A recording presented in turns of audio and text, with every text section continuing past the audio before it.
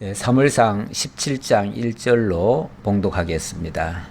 블레셋 사람들이 그들의 군대를 모으고 싸우고자 하여 유다에 속한 소고에 모여 소고와 아세가 사이에 에베스다밈에 진침해 사울과 이스라엘 사람들이 모여서 엘라 골짜기에 진치고 블레셋 사람들을 대하여 전열을 벌였으니 블레셋 사람들은 이쪽 산에 섰고 이스라엘은 저쪽 산에 섰고 그 사이에는 골짜기가 있었더라. 블레셋 사람들의 진영에서 싸움을 도두는 자가 왔는데 그의 이름은 골리앗이요 가드 사람이라. 그의 키는 6규빗 한 뼘이요 머리에는 노투구를 썼고 몸에는 비늘 갑옷을 입었으니 그 갑옷의 무게가 놋 5천 세겔이며. 우선 거기까지만 봅시다.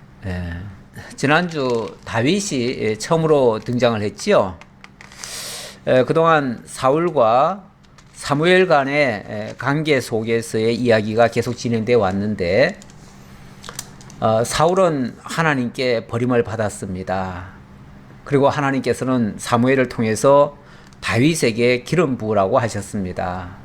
그래서 사무엘이 사울 몰래 가서 베들레헴에 가서 기름을 부었지요.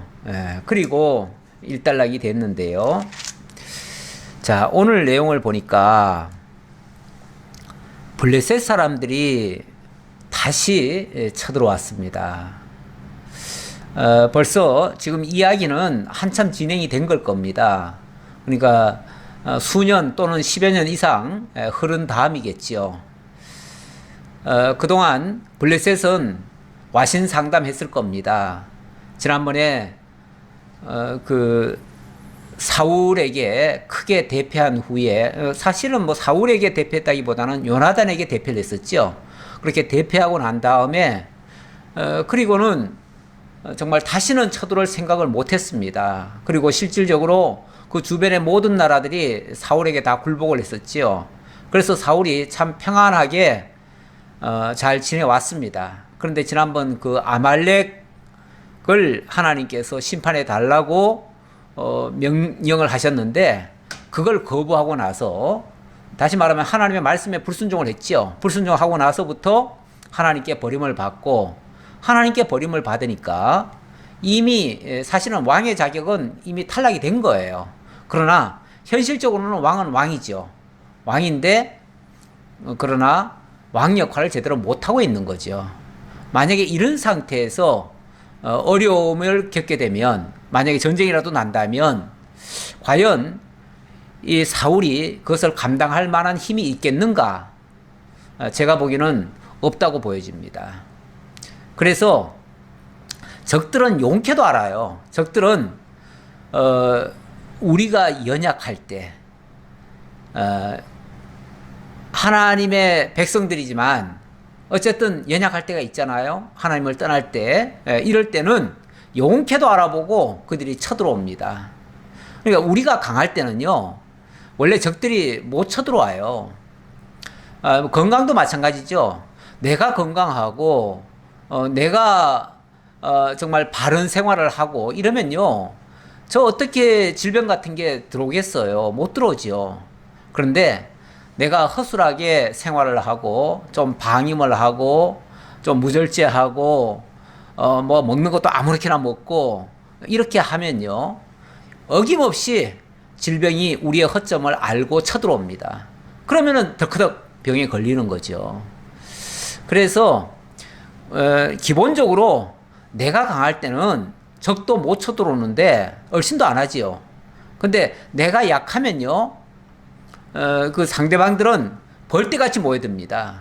용케 알아요. 그 악인들이나 그 대적들이 모를 것 같죠. 그들은 하나님을 안 믿으니까 지혜가 없을 것 같죠. 그런 지혜는요, 하나님 믿는 사람들보다도 어떤 면에서 더 나아요. 싸우는 머리, 그 남을 대적하는 머리, 남을 골탕 먹이는 머리, 이런 머리는요 더 뛰어날 수 있어요. 그래서 만약에 그런 쪽으로 경쟁을 하면요, 우리가 집니다. 그래서 그들을 상대로 해가지고 악 대 악으로 대항하면요, 우리가 져요. 우리는 하나님의 말씀으로, 진리로, 선으로 대할 때 그들을 극복하고 그들이 깔보지 않고 무시하지 않지요.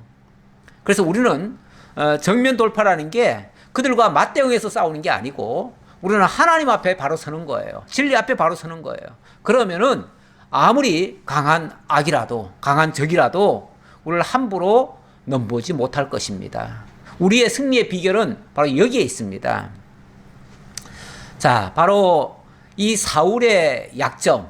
사울이 지금 쉽게 말하면 하나님의 말씀 어기고, 그리고 그에게서 성령이 떠났잖아요.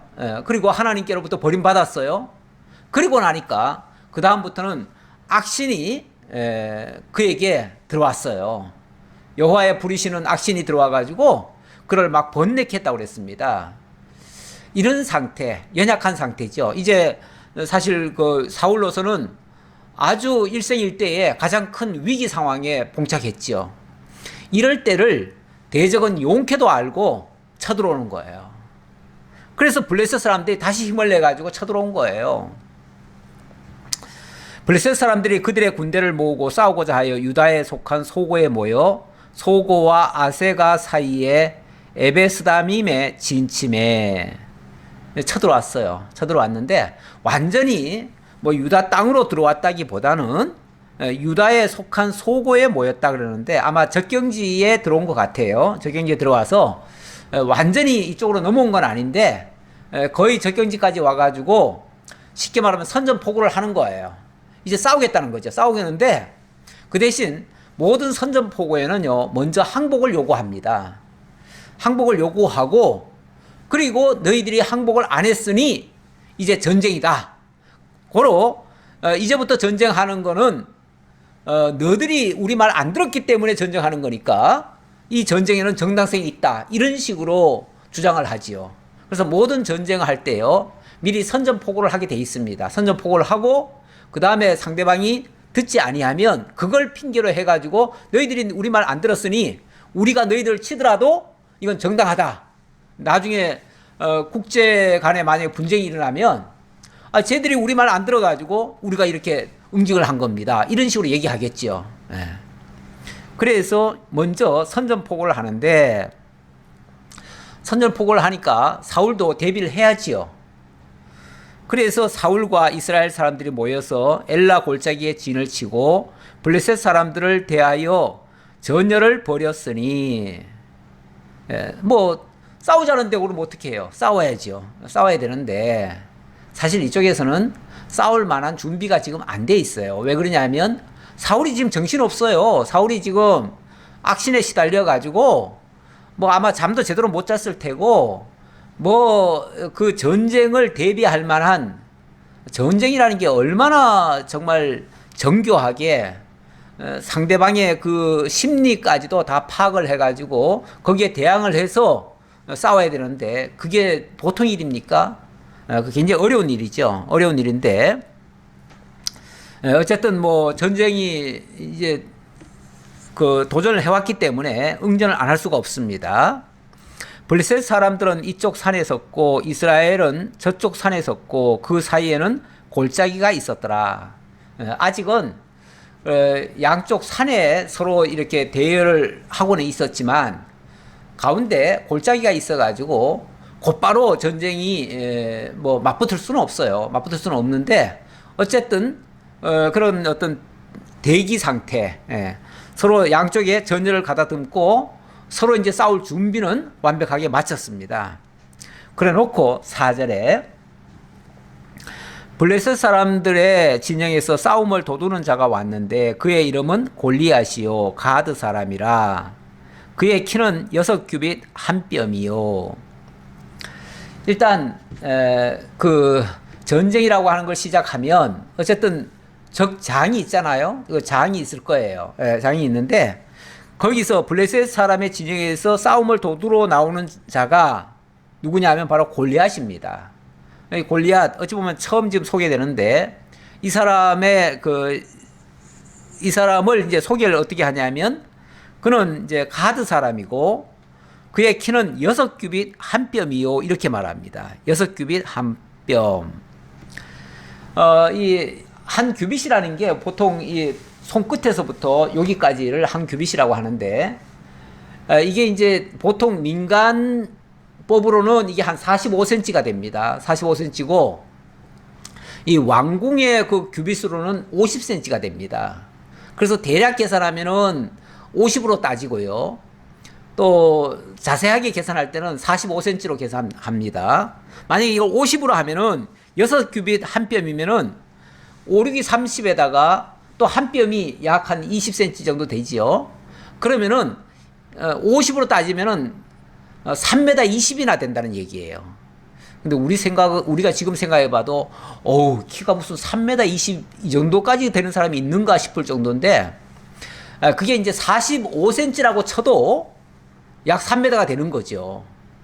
그러니 3m 키면은요, 저 멀리서도 우뚝 솟아 있는 것처럼 보일 거예요. 그러니까 얼마나 좀 위협적인 그런 존재겠어요.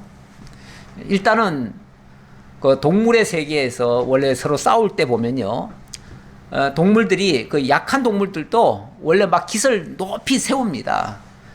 그래서 상대방에게 위협을 주는 거죠. 또 어떤 동물은 하마 같은 거는 막 입을 크게 벌리죠. 그 입을 크게 벌리는 것이 누가 더 크나를 막 해가지고 상대방을 위협을 하는 거죠. 그러니까 내가 더 크다 이거죠. 그러니까 키가 가장 큰 사람, 가장 힘이 좋은 사람, 이런 사람을 내세우는 것도 어쨌든 상대방을 향해서 기선을 제압하려고 그렇게 하는 거죠. 상대방으로 하여금 기가 죽게 만드는 거죠. 뭐 그렇다고 해서 사실 뭐 키 크다고 무조건 잘 싸우겠어요. 물론 뭐 작은 사람보다는 더 나을 수가 있겠지만, 또 키 큰 사람은 키 큰 사람대로 또 약점이 있을 거예요. 그래서 그런 거에 대해서 기죽지 말아야 됩니다. 우리는 그 외모에 대해서 평가를 하거나 그런 것 때문에 내 기가 죽거나 내가 거기에 부족하다고 해서 의기소침할 필요가 없습니다. 전혀.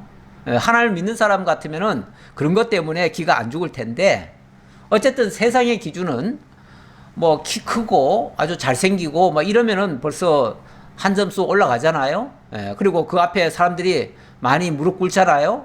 특히 장군 같은 경우 그런 장군 같으면은 아마 그 앞에 다들 겁을 먹을 거예요. 어쨌든 그런 사람이 등장을 했습니다. 5절 봅시다. 머리에는 노투구를 썼고 몸에는 비늘 갑옷을 입었으니 그 갑옷의 무게가 놋 5,000세겔이며, 자, 머리에 노투구를 썼대요. 물론 뭐 이 화살이나 이런 걸 막으려면 금속 재질로 된 투구를 쓰긴 써야 됩니다. 써야 되는데, 그렇다고 해가지고 이 노투구라고 하는 거는 완전히 놋으로 된 투구 아닙니까? 이건 보통 무거운 게 아니죠. 그리고 거기다가 몸에는 비늘 갑옷을 입었는데, 비늘 갑옷. 원래 그 옛날에 그 군인들 보면은 이 몸에 입는 그 옷 겉에 비늘을 답니다. 그 철판이죠, 철판. 철판을 구멍을 뚫어 가지고 전부 다 그게 다 고리처럼 달아요. 그러니까 밖에서 보면 출렁출렁거리는데 그게 꼭 비늘 같죠. 그 물고기 비늘 같은 그런 갑옷. 근데 이게 전부 다 철로 만들다 보니까요, 이게 얼마나 무게가 많이 나가는지 몰라요. 그래서 그 갑옷의 무게만 해도 놋 5,000세겔이며, 놋 5,000세겔이래요. 이 5,000세겔이라는 거를 계산을 좀 해보니까요, 1세겔이 약 11.42g이거든요. 11.42g. 한 12g이라고 합시다. 10g이라고 해도 괜찮죠. 그런데 5,000세겔이면 약 57kg 정도가 됩니다. 계산해 보니까. 57kg. 우리가 보통 쌀 한 푸대가 요즘 20kg입니다. 20kg인데 시멘트가 한 40kg가 돼요. 근데 저는 쌀은 쉽게 들겠는데 솔직히 세멘트는 들기 힘들더라고요. 세멘트 들고 나면은 허리가 휘청해요. 40km 드는데도 그 정도로 힘들어요. 그런데 57km면 약 60km 가까이 되잖아요. 그러면 쌀 푸대로 따지면은 3푸대가 되는 거예요. 쌀 3푸대. 쌀 3푸대를 몸에다 걸치고 있다? 보통 사람 같으면은 겨우 일어설까 말까지요. 그 정도 만약에 몸에다 걸치면요. 그거 걸치고는 아마 일어서기도 힘들 거예요. 일어서서 걷는 거는 거의 불가능입니다. 근데 이 사람은 워낙 키도 크고요. 키가 크니까 아무래도 그만큼 그 철판 그 비늘도 많이 들어갔겠지요. 그러니까 이게 뭐 무려 5천 세겔이나 되는 거죠. 일반인들 같으면 한 2m 미만 사람이면요, 이 정도까지는 아닙니다. 뭐 그저 많아야 한 3천 세겔이 되든지 그 정도 되겠죠. 그것도 많지요. 그것도 많은데 어쨌든 사실 뭐 한 20km 정도 왜 저 군대에서 완전 군장하고 뭐 달리기 한다고 그러잖아요. 그 발목에다가 모래주머니 같은 거 차고 위에다가 뭐 이제 배낭에다가 군 그 필수품들을 다 챙겨 놓고 그리고 이제 달리기를 하거든요. 달리기를 하는데 그게 뭐 아마 킬로로 따지면은 뭐 몇십 킬로까지는 안 될걸요. 그 정도 하는데도 사실은 그거 완전 군장하고 나면은요, 헉헉거리고 얼마 안 뛰어서 다 지칩니다. 전쟁은 고사하고 자기 몸 추스리지도 못해요.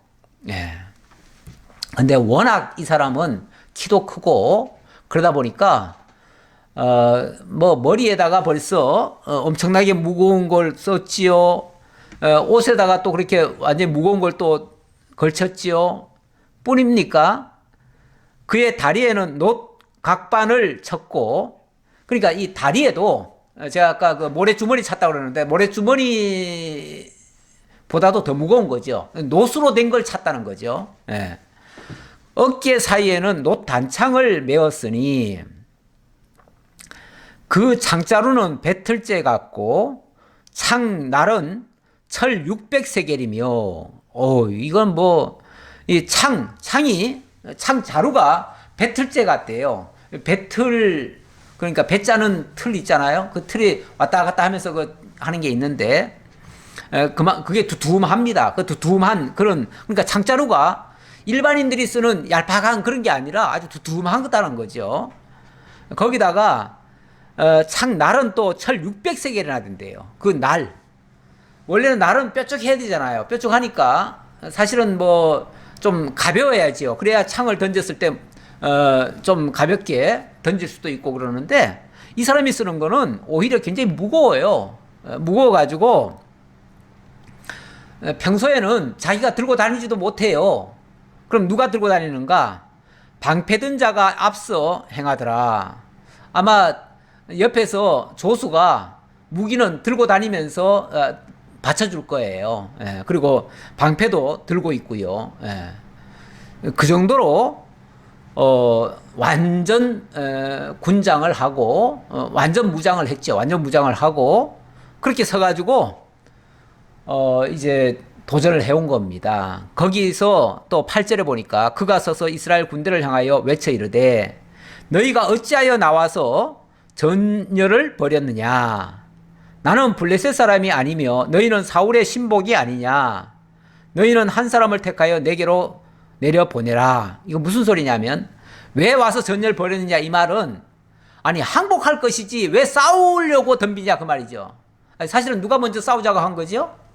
블레셋이 싸우자고 한 거죠. 했는데 블레셋의 의도는 뭐냐면 우리가 이렇게 겁을 주면 저들이 항복할 거다라고 생각하고 항복을 요구한 거예요. 그랬는데 항복을 하는 것이 아니라 싸우고자 지금 전열을 갖추고 있잖아요. 그러니까 이거는 너희들이 우리의 항복 요구를 받지 않았다.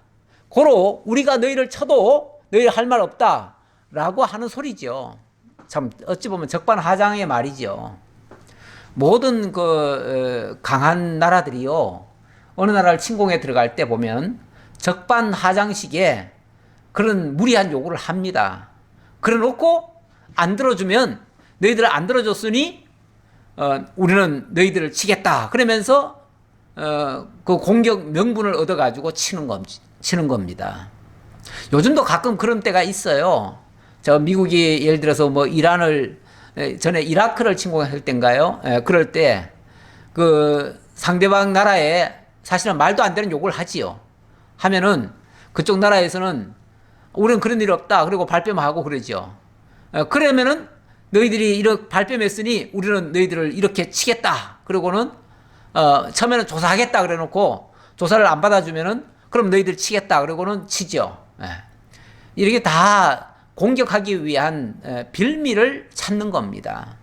모든 강한 나라들이 어느 나라를 침공해 들어갈 때 다 이런 식이었어요. 전에 일본이 우리나라를 침공해 들어올 때도 그런 식이었고요.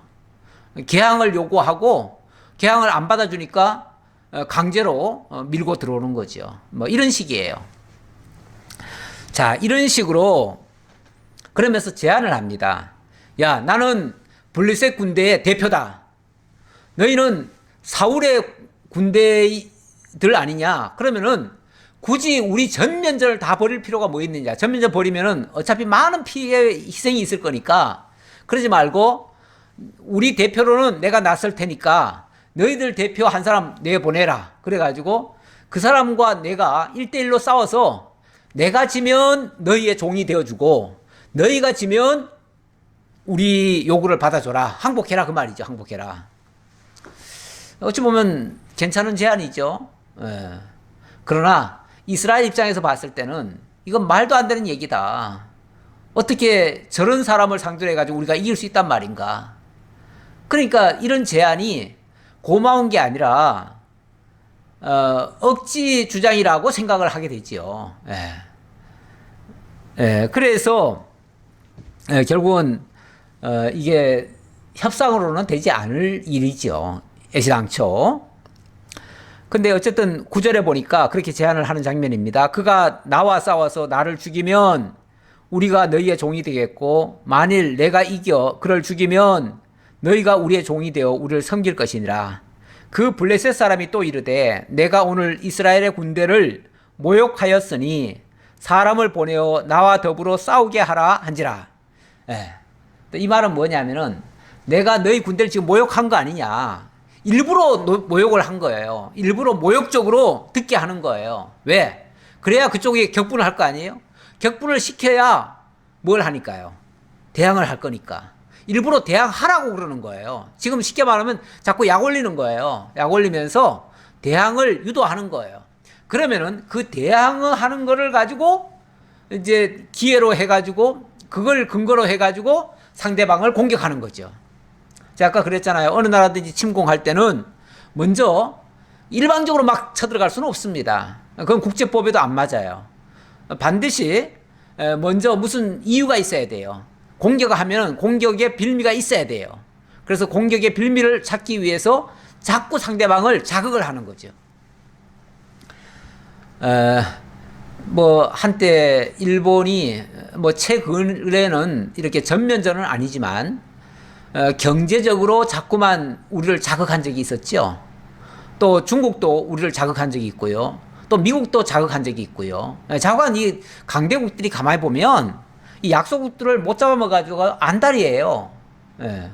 특히 그 일본 같은 경우 경제적으로 우리를 자극할 때 몇 가지 조건을 내세웠지요. 너희가 이런 거 안 하면은 우리는 너희들에게 아주 중요한 핵심 부품들 수출 못하게 하겠다 그랬어요. 그러면 한국이 만약에 그거 계속 수용하려면은 어떻게 해야 됩니까? 그들의 요구를 들어줬어야 돼요. 들어줘야 되는데 우리가 안 들어줘 버렸죠. 우리가 못하면 못했지 너희들 요구는 못 들어주겠다 그러고 안 들어줘 버렸어요. 그랬더니 일본은 그냥 팔짝팔짝 뛰면서 우리를 욕해대고 뭐 온갖 그 뒤에도 온갖 그 위협적인 언사들을 많이 했지요. 우리를 자꾸 흥분시키는 거예요. 흥분시켜서 어떻게 해서든지 자기네들이 그 공격할 명분을 얻으려고 그렇게 하는데 어떻게 보면 우리는 흥분은 안 했어요. 오히려 흥분은 안 하고 차분하게 그런 식이라면 우리는 너들 상대하지 않겠다. 어찌 보면 무시 전략을 썼죠. 가끔씩 보면은 왜 독도에도 자꾸만 자기네 땅이라 그러면서 도전을 해오잖아요. 그랬을 때 우리는 어떤 정책을 펼쳤냐면 무시 전략을 펼쳤습니다. 뭐 그게 옳으니 그르니 안 따지고 말 같지 않은 소리에 우리는 대꾸하지 않겠다. 이런 식으로 무시 전략을 펴왔지요. 왜냐하면 우리가 실효적으로 지배하고 있는데 괜히 너들 그렇게 말해봤자 그거 소용도 없는 얘기고 우리는 괜히 너들하고 싸우자고 덤비면은 싸우는 명분만 주니까 차라리 우리는 너들하고 싸울 의사도 없고 그러니까 너들이 그렇게 주장하든 말든 우리는 무시하겠다 이렇게 나갔지요. 어찌 보면 때때로 이 무시 전략이 괜찮은 전략입니다. 그래서 가끔 그 외교에서나 이럴 때 보면은 아주 막 무시하는 경우도 있어요, 우리가. 예. 저는 좋다고 생각합니다. 그런 전략은. 그런데 어쨌든 이 골리앗은 이스라엘을 일부러 자극을 시키는 거예요. 자극을 시켜서 흥분하도록, 그래서 도전해 오도록 만드는 건데, 이스라엘에서는 어찌 보면 한동안 좀 무시 전략을 펼쳤지요. 무시 전략을 펼쳤어요. 그런데 여기서는 무시 전략이라기보다는 어떤 면에서 두려워서 감히 대항할 생각조차 못했던 것 같아요. 그래서 11절에 그렇게 말이 나오지요. 사울과 온 이스라엘이 블레셋 사람의 이 말을 듣고 놀라 크게 두려워하니라. 싸울려니 싸울 힘은 없고요. 지금 이 사울로서는 어찌 보면 지금 자기 몸조차도 지금 부자연스럽잖아요. 예, 자기 몸도 지금 제대로 못 추스리고 있잖아요. 그런 상황에서 만약에 전쟁까지 터져놓으면요, 이 감당이 안 됩니다. 통제를 못 해요. 지휘도 못 해요. 자기가 이렇게 악신에 들려가지고 이런 판국에 무슨 전쟁을 지휘하겠습니까? 그러면 전쟁 하나마나 집니다. 예. 그래서 싸우지도 못하고 그렇다고 항복할 수도 없고 이래저래 정말 참 난감한 상황에 빠졌어요. 이 위험한 상황에서 등장하는 사람이 있었으니 그가 바로 누구냐면 다윗입니다. 그래서 12절부터 바로 다윗이 등장을 합니다. 이 다윗을 이렇게 소개하네요. 일단 처음 다윗이 지금 이런 무대에 등장을 하는 거니까 이제 소개를 좀 해야지요. 그래서 성경은 어떻게 소개를 하냐면 다윗은 유다 베들레헴 에브라스 사람 이세라 하는 사람의 아들이었는데 이세는 사울 당시 사람 중에 나이가 많아 늙은 사람으로서 8 아들이 있는 중 그 장성한 세 아들은 사울을 따라 싸움에 나갔으니 싸움에 나간 세 아들의 이름은 장자 엘리압이요. 네, 우선 거기까지 봅시다. 다윗은 유다 베들레헴의 에브라스 사람이다. 그렇게 얘기를 합니다. 그리고 이세라 하는 사람, 지금은 나이가 꽤 많이 들었는데요. 나이가 많아 늙은 사람으로서 8 아들이 있었는데 그 중에 막내다. 자, 이렇게 얘기를 합니다. 자, 그러면서 그 아들들을 쭉 소개를 합니다. 소개를 하는데 그 장성한 세 아들은 사울을 따라 싸움에 나갔으니 싸움에 나간 세 아들의 이름은 장자 엘리압이요, 그 다음은 아비나답이요, 셋째는 삼마며. 지난번에 사무엘이 그 기름 부으러 갔을 때 그때도 잠깐 소개가 나왔지요. 그때는 첫째, 둘째, 셋째 이렇게 이름을 그 몇 번째인지 굳이 얘기는 안 했는데 어쨌든 순차적으로는 그렇게 얘기를 했는데 오늘 보니까 제일 첫 번째가 바로 엘리압이고 다음이 아비나답이고 셋째가 삼마다라고 소개를 합니다. 그런데 이 세 사람은 아주 용맹한 사람들이고 정말 장군들이에요. 그래가지고 이미 사울의 군대에 소집이 돼가지고 지금 전쟁터에 나가 있는 사람들이에요.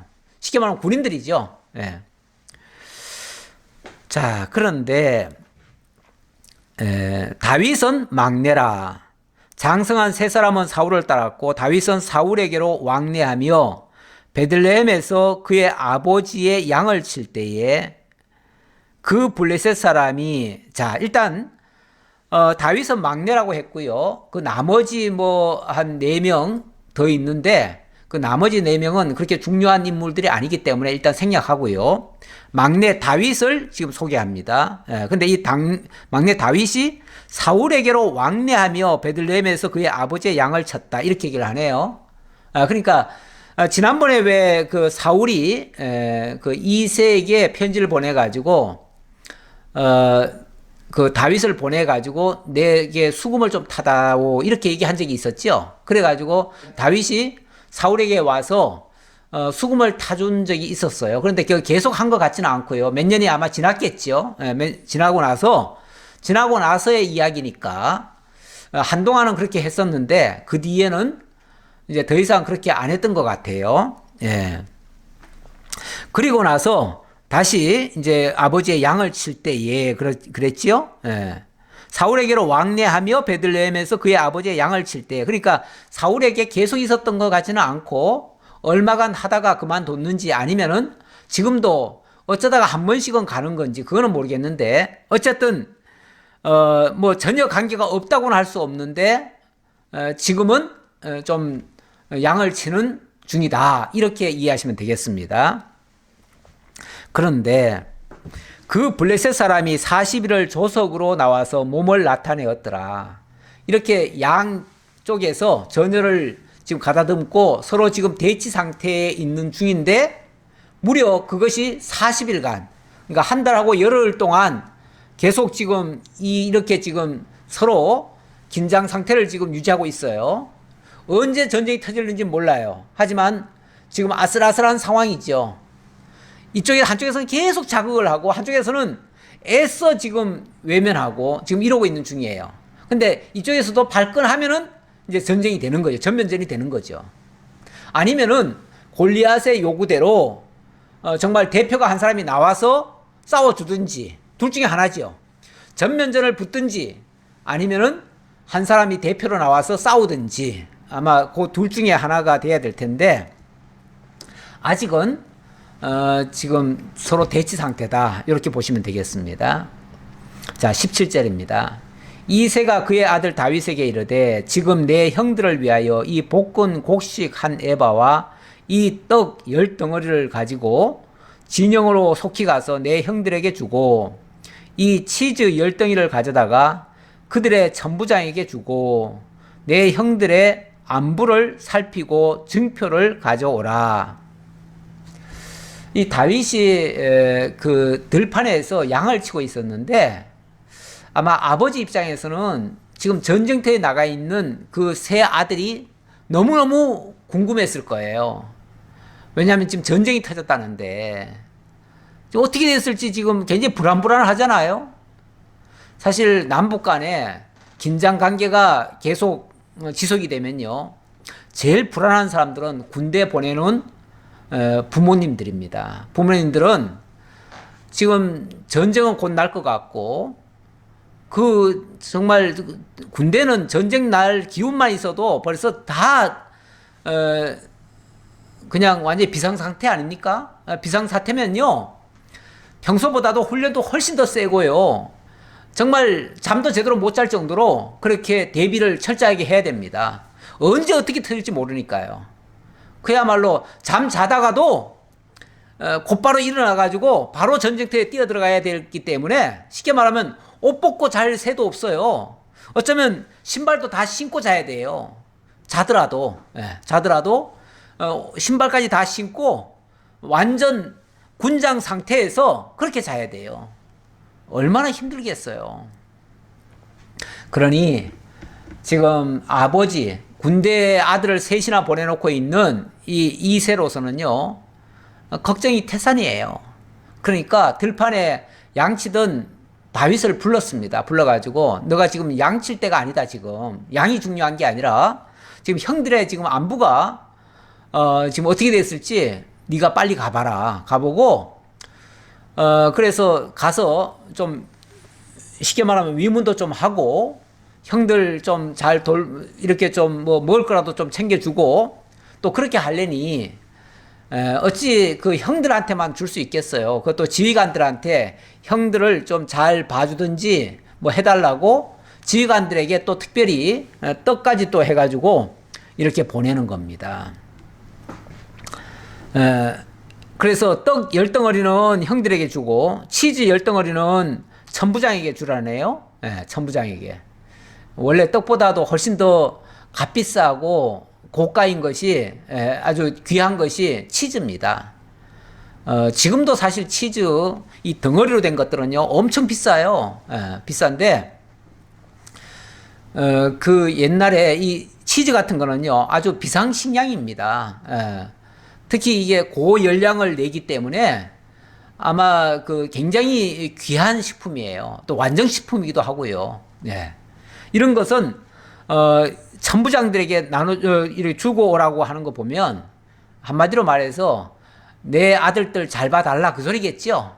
그 지휘관들에게 잘 봐달라 이런 뜻이에요.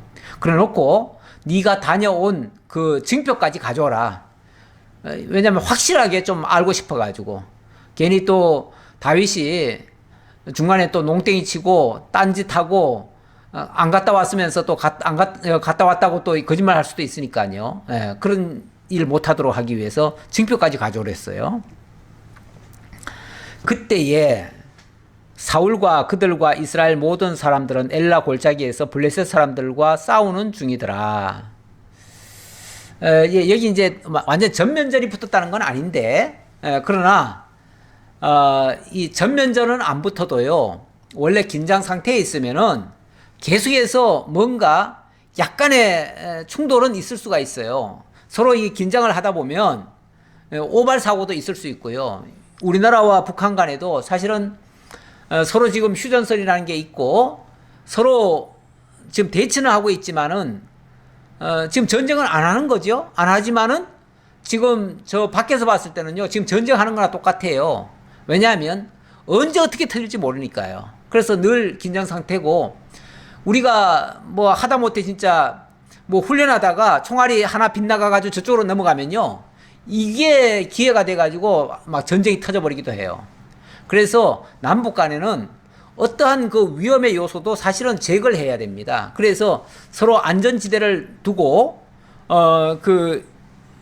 양쪽에 군대를 좀 뒤로 물려놨지요. 혹시라도 무슨 실수로 이게 충돌되는 것을 막기 위해서 그렇게 해놨습니다.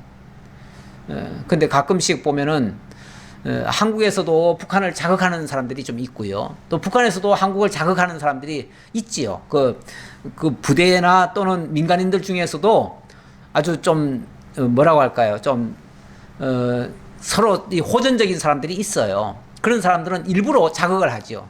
그래서 우리나라 같은 경우는 일부러 뭐 풍선에다가 뭘 달아가지고 북한에다가 띄우기도 하고 이러면 그쪽에서 이제 공격을 해올 거 아니에요? 그걸 핑계로 해가지고 이제 싸우려고 이렇게 하는 거죠. 근데 이렇게 서로 자꾸 자극하는 거는 좋지는 않습니다. 예. 어쨌든 이래서 지금 서로 싸우고 있었다. 자, 그럽니다. 그때에 했고요. 20절입니다.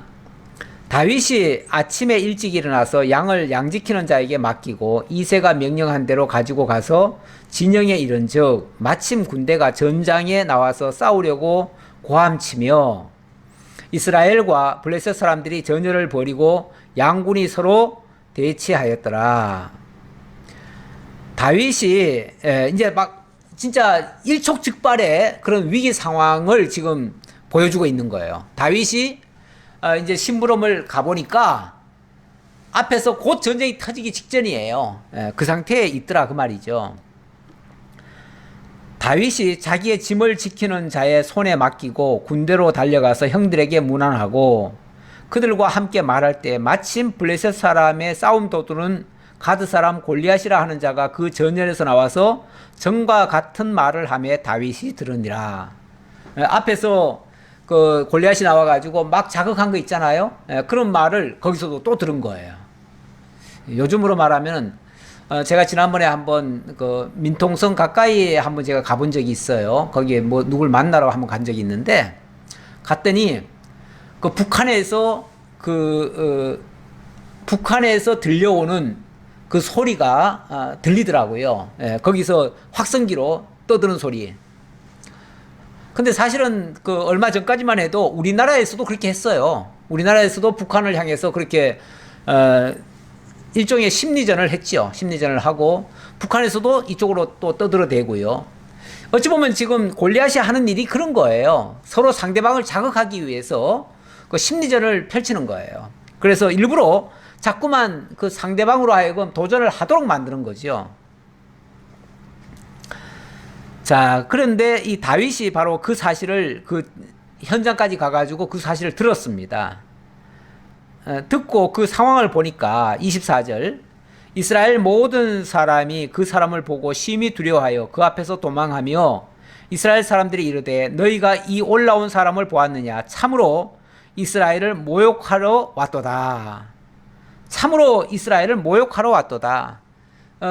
그가 그 골리앗이 온 거는 정말 이스라엘을 아주 모독하기 위해서, 모욕하기 위해서 그렇게 왔다. 우리를 자극시키려고 왔다 그 얘기죠. 그러면서 그를 죽이는 사람은 왕이 많은 재물로 부하게 하고 그의 딸을 그에게 주고 그 아버지의 집을 이스라엘 중에서 세금을 면제하게 하시리라. 그러면서 한술 더 떠서 하는 말이 뭐냐면은 그런데 누구든지 저 골리앗을 죽이는 자가 있다면 그는 왕이 특별히 자기 사위로 삼고 그에게는 세금도 다 빼주고 그리고 많은 그 보상금까지도 줄 것이다. 이런 얘기를 하는 거예요.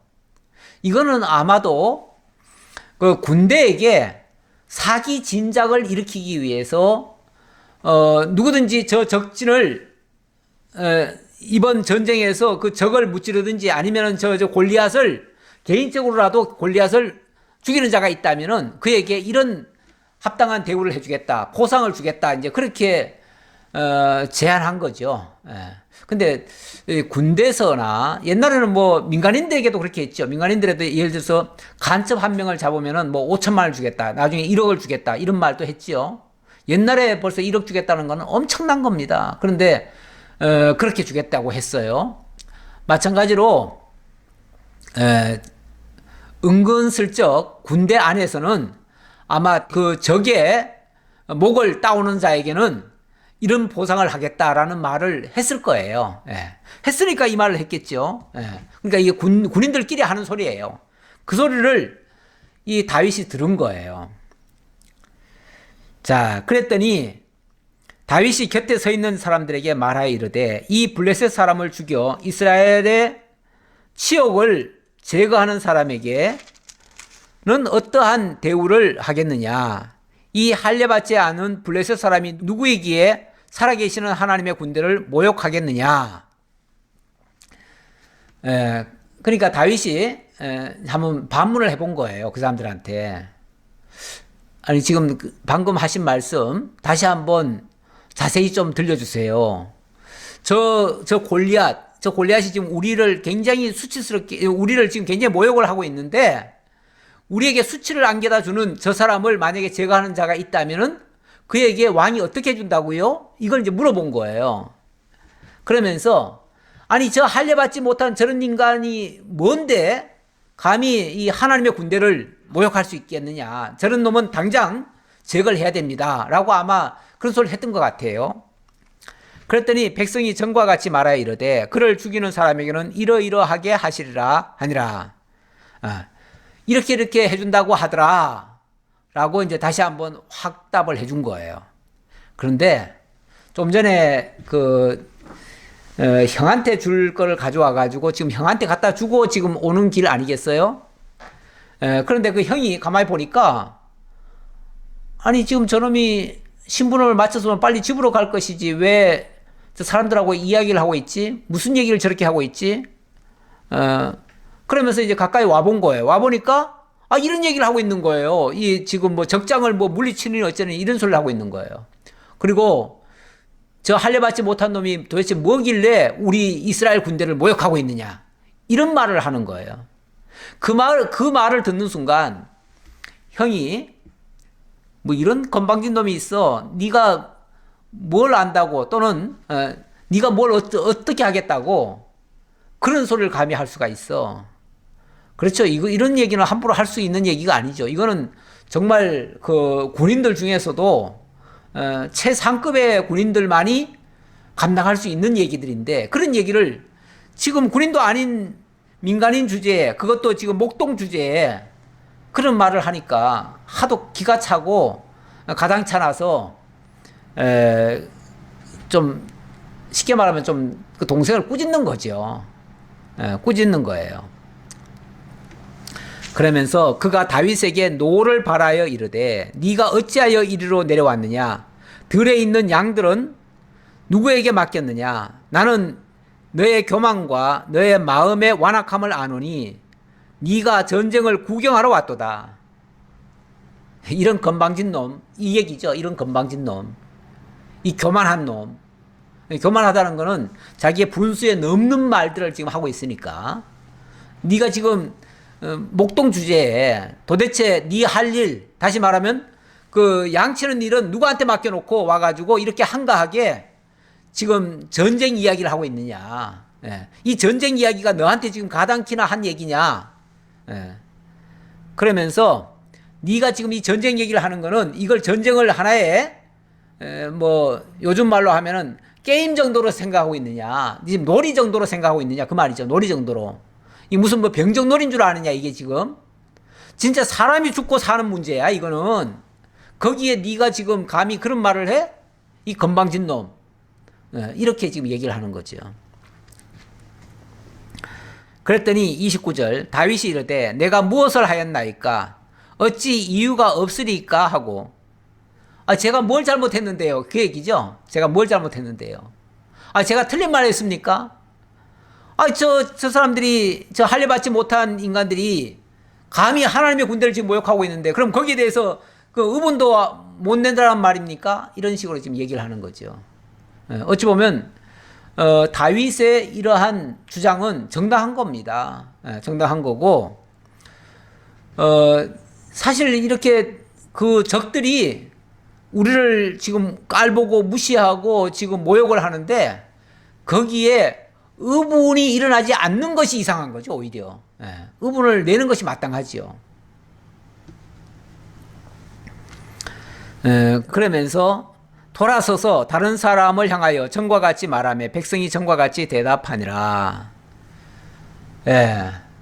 그러면서 자기 주장, 자기 고집 어찌 보면 안 꺾는 거예요. 형이 봤을 때는 뭐 이런 놈이 다 있어. 왜냐하면 형이 봤을 때 동생은요 어려요. 원래 그 부모도 자식을 볼 때 항상 어리다고 느끼잖아요. 그래서 심지어는 사회생활을 하고 사회에서 출세하고 이런 사람도 그 부모 눈에는 아직 어리게 보여가지고 그래서 뭐 차 끌고 다닐 때 조심해라, 길 건널 때 조심해라 뭐 이런 말도 하지요.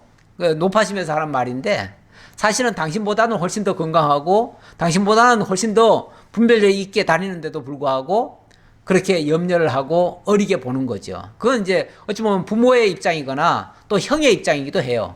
형도 그래서 동생을 때로는 좀 무시하거나 그런 경우도 좀 있어요. 가소평가를 하는 거죠. 동생이 그만큼 자랐다는 것까지는 인정을 못하고 자기 눈에 봤을 때는 어려 보이는 거죠. 아직까지. 자, 어쨌든 그렇다고 해가지고 쉽게 물러설 다윗이 아닙니다. 다윗에게 이런 마음을 준 것은요, 어찌 보면 다윗 자기 생각이라기보다는 하나님께서 그에게 의분을 일으켜 주신 거예요. 그래가지고 이 전쟁에 결국은 다윗이 참전을 하게끔 하나님이 역사를 하는 거예요. 그러느라고 이런 제안도 듣게 하신 거예요. 그러니까 이 제안이라는 게 꼭 뭐 다윗이 그 호상금에 눈이 멀어가지고 지금 전쟁에 참여했다 이건 아니죠. 그건 아니고 그거는 부가적인 것이고 기본적으로는 하나님의 군대에 여호와의 군대를 모욕하는 것에 대한 참을 수 없는 그런 모욕감이었죠. 그 모욕감이 그로 하여금 이 전쟁에 참전을 하게 만드는 거죠. 어떤 사람이 다윗에게 한 말을 듣고 그것을 사울에게 전하였으므로 사울이 다윗을 부른지라. 다윗이 사울에게 말하되 그로 말미암아 사람이 낙담하지 말 것이라. 주의 종이 가서 저 블레셋 사람과 싸우리이다 하니 사울이 다윗에게 이르되 네가 가서 저 블레셋 사람과 싸울 수 없으리니 너는 소년이요 그는 어려서부터 용사임이니라. 이 다윗을 믿어주는 사람은 아무도 없네요. 아까 형도 안 믿었죠? 사울 왕도 안 믿네요. 어쨌든 다윗이 이렇게 혹이 있는 말을 하니까 이 말을 사람들이 듣고 그거를 사울 왕에게 이렇게 말하는 사람이 있을지다 하고서 아마 보고가 들어간 것 같아요. 들어가니까 사울이 도대체 그 사람이 누구냐? 한번 불러와봐라. 근데 불러왔는데 와서 보니까요. 키도 적고요. 아직 어려 보이고요. 여러모로 아직 전쟁터에 나가서 싸울 만한 그런 사람은 못 돼요. 그래서 사울이 말리는 거예요. 어떻게 말리는가? 너는 저 블레셋 사람과 싸울 수 없다. 단언을 합니다. 너는 싸울 수 없어. 너는 군인이 아니잖아. 저 상대방은 너는 이제 아직 목동이에 불과하고 너는 아직 소년이고 그런데 저 상대방은 어려서부터 군인으로 지금까지 잔뼈가 굵은 사람이야. 뿐만 아니라 엄청나게 지금 키도 크고 엄청나게 지금 힘도 세고 너하고는 상대가 안 돼. 비교가 안 돼. 너의 그 정신은 좋다마는 네가 참전하려고 하는 그 의도는 좋은데 너는 전쟁할 수가 없어. 이렇게 무시하는 겁니다. 참 어찌 보면 다윗은 지난번에 사무엘 앞에서도 어찌 보면 사무엘이 흔쾌히 받아들이지 못할 정도로 모든 신체 구조가 신체 조건이 좀 열악했어요. 그런데 어쨌든 하나님이 기름 부으라고 하니까 기름 부었을 뿐이고 정말 다윗이 그럴 만한 위인인가 그럴 만한 인물인가는 약간 의문을 가지고 있었던 것 같아요. 그래서 전에 사울을 대한 것처럼 친절하게 앞으로 뭐 예를 들어서 왕으로 기름 부었다면은 앞으로 왕이 될 거에 대해서 가르쳐도 줘야 되고 뭐 여러 가지 할 게 많을 텐데 그런 거 일체 안 하잖아요. 일체 안 하고 그리고는 기름만 붓고는 라마로 가버렸대잖아요. 그랬으니까 어찌 보면 인간적으로는 다윗이 그렇게 뭐 대단한 위인은 아니었어요. 근데 참 여기서 우리가 또 기억해야 될 것은요. 우리 사도 바울이 그런 말을 한 적이 있어요. 하나님께 쓰임 받는 사람들, 하나님께 선택받는 사람들, 뭐 대단히 힘이 있고 능력이 있고 또 권세가 있고 세상적으로 학벌이 좋고 또 뭐 능력이 출중해 가지고 하나님이 쓰시느냐? 그렇지 않다는 겁니다. 오히려 하나님의 그 일꾼들 중에 보면요. 제대로 배우지도 못하고 신체적으로도 열악하고 심지어는 좀 병들고 약하고 인간적으로는 좀 무능해 보이는 사람들, 세상 사업에서도 좀 실패한 사람들, 뭐 한마디로 세상에서 인정받지 못하는 사람들, 그런 사람들을 하나님이 뽑아서 쓰시는 경우가 많대요. 이게 하나님의 작품이죠. 하나님은 그렇게 약한 자, 무능한 자, 연약한 자, 힘 없는 자 들어서 강한 자를 부끄럽게 하시고 힘 있는 자를 부끄럽게 하시고 능력이 있고 부한 자들을 부끄럽게 하시는 분이에요. 어찌 보면 이 다윗을 통해서 이 소년 다윗을 통해서 오히려 그 거대한 거구 골리앗을 하나님께서 물리치시려는 이런 계획이 있는데 이런 계획을 누가 알겠어요? 어느 사람이 알겠어요? 그러니까 사람들은 하나님의 진정한 뜻을 잘 알지 못해요. 그래서 때때로 자기들 생각대로 함부로 판단하고 행동하다가 실수를 하기도 합니다. 그래서 우리는 무엇을 생각하고 판단하고 결정할 때 우리 식대로 결정할 게 아니고요. 정말 하나님께 물어봐야 돼요. 정말 하나님의 시각에서 하나님의 의도가 무엇인지 확인해 봐야 돼요. 그래서 하나님의 인도를 따라서 우리가 움직여야지 실수가 좀 덜하지요. 안 그러면은 우리도 실수 많이 합니다.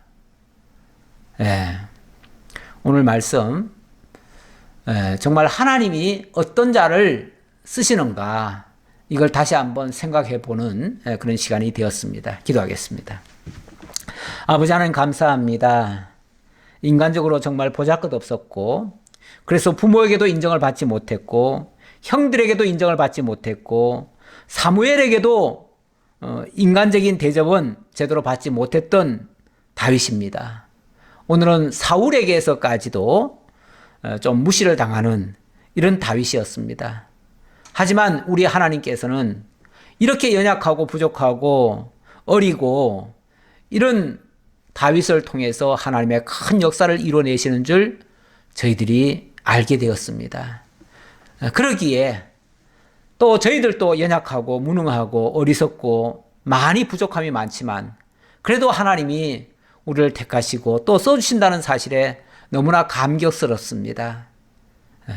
결국 제 힘으로 하는 것이 아니고 하나님의 능력으로 한다는 사실을 다시 한번 기억하고 모든 영광 하나님께 돌립니다. 하나님 영광 받으시옵소서. 우리를 통해서 하나님의 역사가 이루어지게 하옵소서. 모든 걸 감사드렸고 예수님 이름으로 기도하옵나이다. 아멘.